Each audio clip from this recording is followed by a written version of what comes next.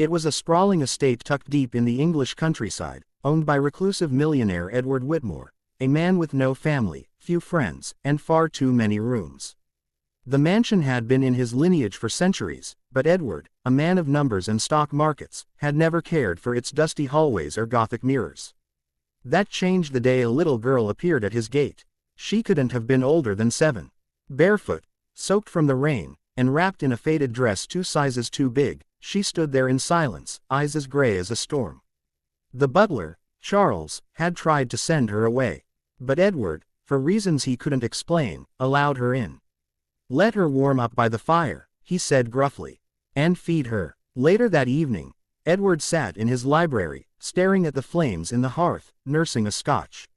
The girl walked in quietly and stood behind his chair for several long seconds before speaking in a hushed voice that barely stirred the air. "There's a door behind the mirror."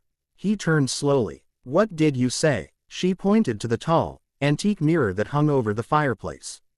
"Behind there. You can open it." Edward chuckled uneasily. "There's nothing behind that mirror, child. I've lived in this house all my life." But the girl didn't laugh. She simply tilted her head and said, "It wasn't always your house." Something in her voice tugged at a cold thread in his spine. Curiosity gnawed at him. He rose, walked to the mirror, and examined it closely. The frame was heavy oak, blackened with time. His fingers ran along the edge, and there, almost imperceptible, was a seam. He froze. Carefully, he pressed. The mirror gave a soft click, then creaked forward like a door. Dust and darkness spilled out. It wasn't just a hollow behind the glass, it was a narrow passage, winding down into blackness. Edward turned, but the girl was no longer there. Grabbing a lantern from the wall, he stepped into the hidden corridor. The stone walls were damp, the air thick with the scent of mold and something else, something coppery and stale. The path sloped downward into the earth beneath the house. He followed it, the flame flickering. After what felt like minutes, he reached a door. A wooden one, ancient, marked with carvings he didn't recognize. He hesitated. Something deep in his gut screamed to turn back. He opened it, and froze. The room was a child's nursery. Dust-covered toys, a wooden cradle, tiny shoes lined along the wall. But that wasn't what rooted him to the spot. It was the portraits on the wall. Dozens of them. Each one showed the same little girl, the one from the gate, dressed in different clothing, across different decades.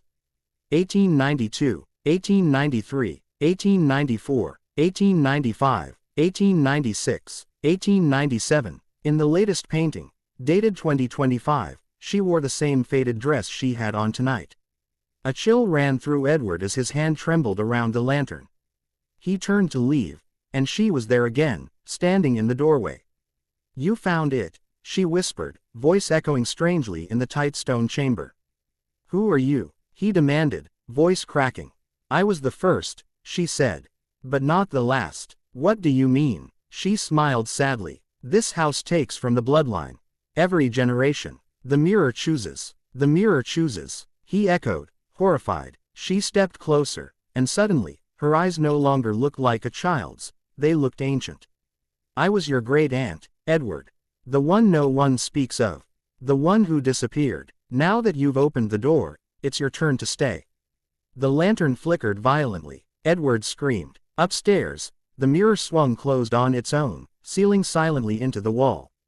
By morning, the mansion was quiet again. The little girl was gone. And a new portrait hung in the hidden nursery of Edward Whitmore, eyes wide in terror, forever painted in oil and shadow.